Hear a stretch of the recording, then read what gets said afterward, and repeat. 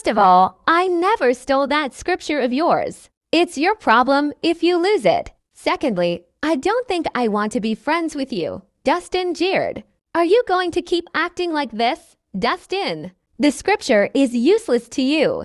Just return it to me, and we can be friends again. Nikki frowned. She thought Dustin was a good man, but it was only a trick. He must have stolen the scripture to force her into making up with him. What a despicable man. Are you deaf? I said I don't have it. And even if I did, so what? I'd rather burn it to ashes than let you have it. Dustin snapped. Nikki was infuriated. She couldn't believe how sneaky Dustin was. The Jade Maiden scripture belongs to us in the first place. What right do you have to keep it? Nikki yelled angrily. She continued, if you keep acting like this, I'll have no choice but to let everyone know all the dirty things you did. You won't even have time to regret your actions then. Theft, are you threatening me? Dustin chuckled frostily. Nikki horsed, you better stop testing impatience, as if you aren't guilty of stealing. Nikki shouted, besides, I still haven't gotten even with you killing my brother. You better explain yourself today. Shut up. Dustin snarled. Nikki horsed, don't you dare bring up Nelson. If it weren't for him, I would have gotten rid of you a long time ago. What? Are you going to hit me or something? Nikki glared at him. She said, you stole our sisterhood's treasure and killed my brother. You're a fucking piece of shit. Instantly, Dustin slapped Nikki across the cheek. The force threw her backward, and blood started gushing out of her nose. Even when she drugged them last night, Dustin hadn't raised his hand against her, so she didn't expect him to smack her in front of so many people. This is for Nelson. I'm helping him teach you a lesson. If you keep throwing a tantrum, I'll break your legs next, Dustin snapped. Nikki gritted her teeth. Her face contorted in TAG. However, she dared not strike back with Cornelius next to Dustin. Having you as his sister must be Nelson's worst disgrace. Dustin spat before stepping over her. You fucking asshole. I can't wait for Sir Augustus to rip you to shreds. Nikki cursed, screeching like a maniac. Dustin ignored the profanities Nikki was throwing at him and walked straight ahead. He had done all that he should. Unfortunately, Nikki was just as stubborn and sickening as the other Jade Maiden Sisterhood disciples. All his help and advice had fallen on deaf ears. It even came back to bite him. There was no saving a woman like that. He didn't have to either. So he might as well pretend not to know her at all. How did it go? Did you get the scripture back? Just then, Edith and her disciples approached Nikki. Edith has been thinking about the scripture since she lost it last night. So when Dustin appeared, she immediately ordered Nikki to get it back. He wouldn't hand it over, madam. He even slapped me, Nikki whimpered. She covered her aching face with a hand. What? Edith frowned. Didn't I tell you to sweet-talk him? What did you do? That's what I did, but it was useless. He had his guard up against me. I couldn't get it back, Nikki moaned. You piece of shit, you couldn't even complete such a simple task. Edith was irritated. She would have slapped Nikki as well if there weren't so many eyes on her. Madam Edith, since Dustin stole the scripture back, it must be in Zephyr Lodge, Nikki suddenly said.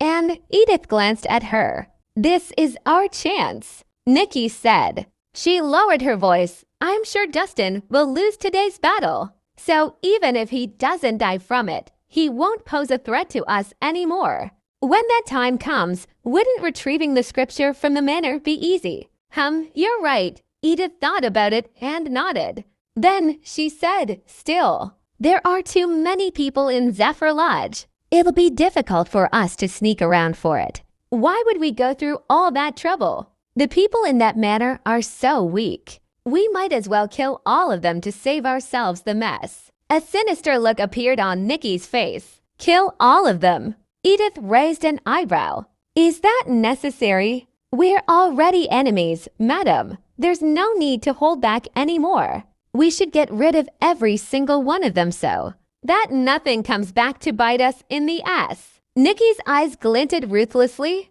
Nikki had always seemed like a harmless baby. Edith never imagined that she would have such a malicious side, going as far as to destroy an entire guild. Even Edith couldn't help feeling cautious now.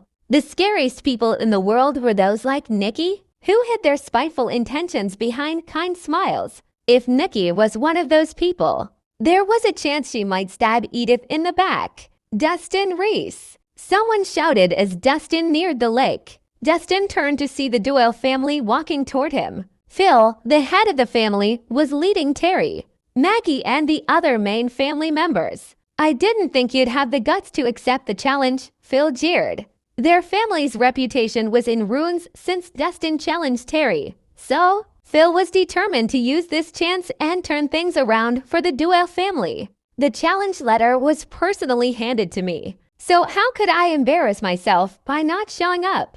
Dustin replied. "Well, I'd say that embarrassing yourself is much better than dying." Terry smirked. He wasn't worried that Dustin turned up. It was the opposite. After all, Dustin was doomed to die as long as he showed up. "Today's the day you die, Reese," Maggie hissed. Maggie still remembered how Dustin had beaten her up. Now that the man she hated was standing right before her, she could finally have her revenge. Enough talking. "Where's Sir Augustus?" Dustin's expression was cold. "You'll have to get through me if you want to challenge him." Just then, a terrifying aura burst forth from the crowd. Then, a man and a woman jumped over to where the Doyle family was. The man stood tall and proud with a fiery aura, while the elegant woman gave off an icy air. It was clear that they were polar opposites. "What are you guys doing here?" Terry was happy to see the new arrivals. "We heard that you were being bullied, so we came to support you." The man grinned, while the woman merely nodded in acknowledgement. "Terry, these two are..." Phil was puzzled. "Let me introduce them to you, Dad. These are my seniors, Blaze and Frosty. They're a married couple, and they're also the famous Icefire duo on the Heavenly Immortals." Terry introduced. "Icefire duo?" Everyone was stunned. Icefire duo ranked 5th and 6th on the Heavenly Immortals. The both of them could individually annihilate their enemies, but they became more terrifying when they combined their powers. No one weaker than a grandmother could withstand their attacks. "I didn't expect Icefire duo to be here as well. This sure is a gathering of the strong. And they're Terry Doyle's seniors, too. From the look of things, they must be going to help him. Ha, that Reese bastard is in trouble now." The crowd gossiped gleefully. "I see. That makes you part of our family." Phil beamed after knowing the couple's identity. As a martial arts family, the Doyles naturally submitted to those stronger than them. The couple before them were by far some of the strongest people around. They had to make sure to get close to them. "You guys came just in time. Now that you're here, you can help me get rid of this bastard." "We don't have to dirty Master Augustus' hands," Terry pointed.